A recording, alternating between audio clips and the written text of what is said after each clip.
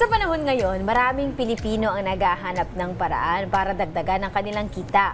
Mula sa online selling hanggang freelancing, side hustles ang isa sa mga solusyon para mas mapabuti ang financial situation ng bawat pamilya. Sa patuloy na pagtaas ng presyo ng mga bilihin, maraming Pilipino ang naghahanap ng dagdag na pagkakakitaan. Bukod sa full-time work, patok ngayon ang iba't ibang side hustle gaya ng online selling, freelancing, content creation at home-based services. Dahil mas accessible na ang digital platforms at social media, mas dumarami ang opportunities para kumita. Ngunit sa dami ng options, mahirap malaman kung alin ang pinaka-practical na pwede talagang subukan. Sa tulong ng isang eksperto, alamin natin kung ano-ano ang mga side hustles para sa extra income. Dito lang sa Rise and Shine Pilipinas. At kaugnay niya, makakasama natin si Ms. Karen K. Bulan, isang financial expert para pag-usapan kung paano nga ba mas mapapalaki ang kita at paano gagawin sustainable ang mga side hustles. Ayun. Ma'am, good morning po. Welcome to Rise and Shine Pilipinas. Pwede mo bang explain sa amin yung konsepto po nitong side hustle? Parang sa Tagalog lang po, itagalogin lang natin. Ang tawag sa kanya is racket. Ayun, Yan. racket. Ayan, Oo. para in layman's Gusto ko yan. term. Gusto ko yan. So, ang difference niya naman sa regular job is hawak mo yung oras mo. So, 8 to 5 papasok ka and then ano gagawin mo the rest of the day. So, depende kung punta ka sa side hustle mo, racket ka, depende kung ano yung skill na you can contribute to your clients. Ayan. Okay, so paano to, how will this contribute sa financial planning, itong side hustle na ganito? Right now po kasi sa Pilipinas, hindi na sapat yung isa lang yung source of income mo. And ang side hustle or racket, yan yung nagbibigay ng financial breathing room sa atin. For example, hindi mo pa complete yung emergency fund mo. So yung regular job na income mo, yun yung para sa needs mo. And then the side hustle income, yun yung nagbubuo ng dream goals mo or fund mo for your emergency fund, for your goals. Even for your travels, Yes. pwede ka rin dun kumuha. So, ang dami na kasi ngayon, online, pwede rin naman yung mga services na Yes. ino-offer natin. So, ano-ano ba yung mga pinaka-accessible at pinakamadaling gawing side hustle O po? racket? Oo, Ang racket. pinakamadaling racket talaga is kung ano yung passion mong gawin, ano yung Yan. skill na meron ka. If for example, marunong ka mag-edit ng videos, marunong ka mag-host, or meron kang mga ibebenta, declutter ka sa bahay. So, it can also be a side hustle.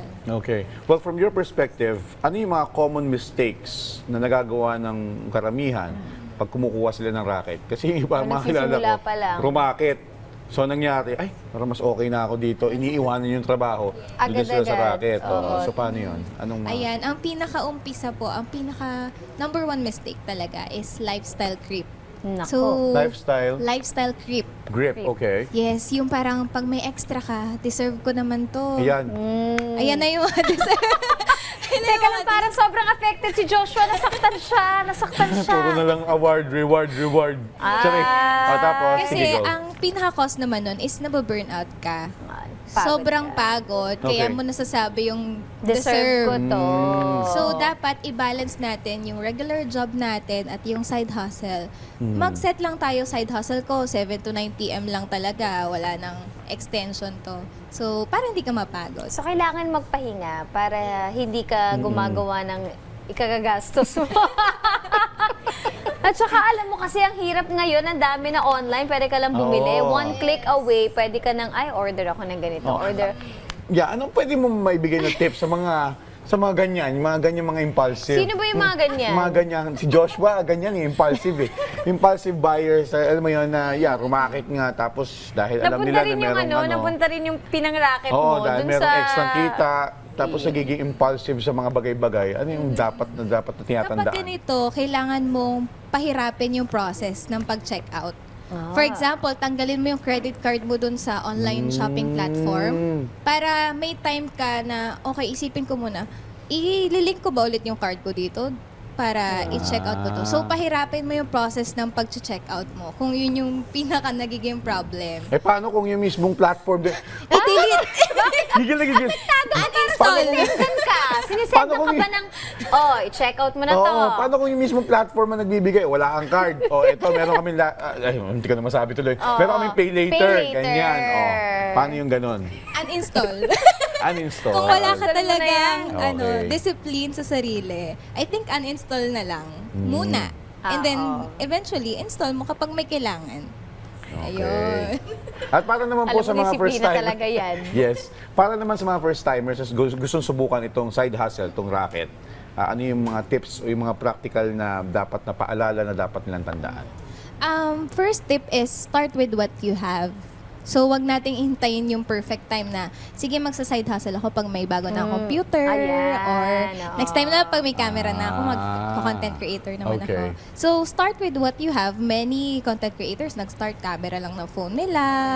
Or kaya, mag-hosting. Wala pa kasi ako magandang damit eh. Next time na lang. Okay. Pero, Pwede humiram. yan, Oo. mag-rent. Ukay, And then ukay. eventually, pag okay na, scale up, then scale up na. Yes. Yun. Then scale Oo, up. pero kapag marami ng pera, hindi naman mag-a-upgrade agad ng lifestyle. Paano pag marami ng pera?